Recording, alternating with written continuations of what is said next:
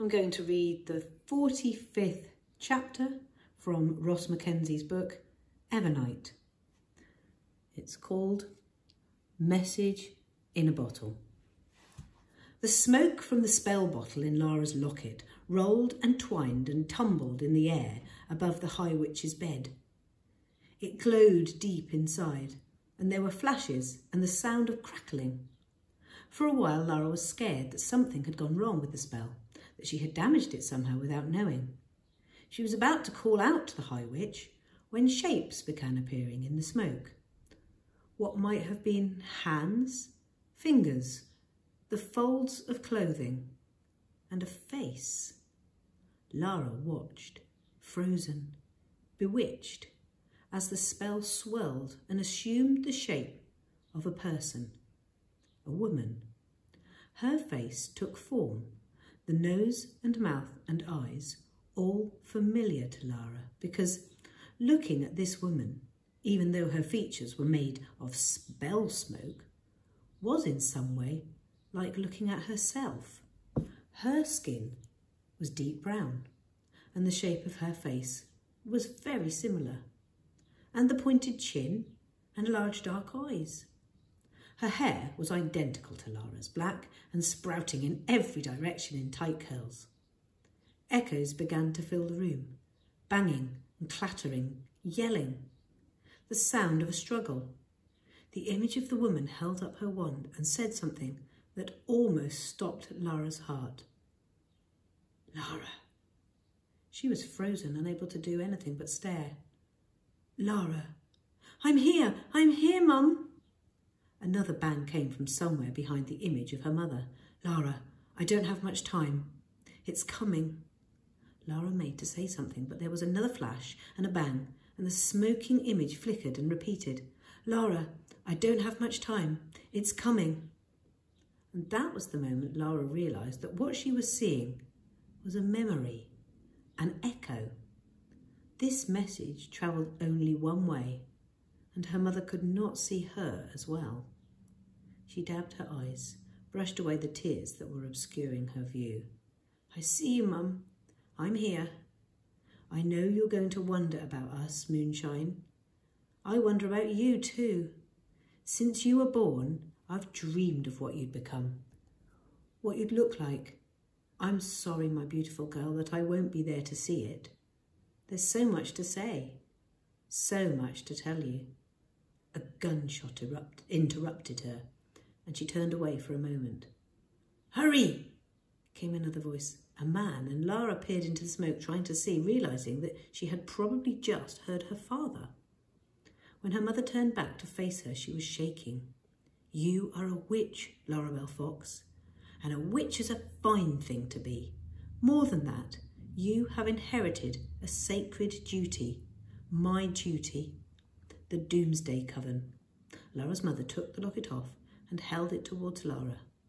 When it's time, your magic will wake up and you will become the witch you are destined to be. Lara heard an unexpected sound then, the gurgling of a baby, and she realised that she was seeing these events through her own eyes, as she'd seen them when she was an infant.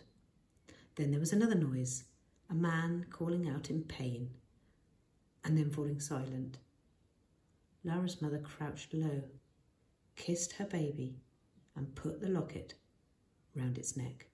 You are loved, Lara. Remember that. We will love you wherever you are, always and forever. Lara reached out a hand, and her fingers passed through the spell. It was cold. I love you, she whispered. The echo of Lara's mum raised her wand, and a spell lit up its chamber, drifting out of the wand and surrounding baby Lara with light. I won't let him get you tonight, Lara. Not while I'm alive. But if you are watching this message in the future, my dear, I can't keep you safe. The shadowless man will come for you one day. I wish I didn't have to bring you into this, but it's our duty. The coven must protect the spell, must give our lives to keep it safe. Someone shouted something unintelligible, and Lara's mum hunched over her baby. "We don't have long. The spell, Lara. What's left of the coven will protect it. He will hunt them too. I pray it never comes to you, but if it does, if one day you must use the Doomsday spell to push back the dark, then you must be prepared." She swallowed hard. "Must be prepared for a journey from which you might not return. Your soul, Lara, your soul is the key. You must give it." A bright flash, and Lara's mother let out a cry. Lara leaned forward, reaching out, unable to see anything through the spell her mother had cast. "What's happening? Mum?" The sound of a great explosion, and the smoke scattered, leaving Lara and the High Witch alone once more. Through her tears, Lara could see the High Witch staring at her. Moonwing pecked affectionately at her ear, and she stroked his cool golden wing feathers. "You should be very proud," said the High Witch. "Your mother was a brave woman." "Who was coming for her?" said Lara. "Who killed her?"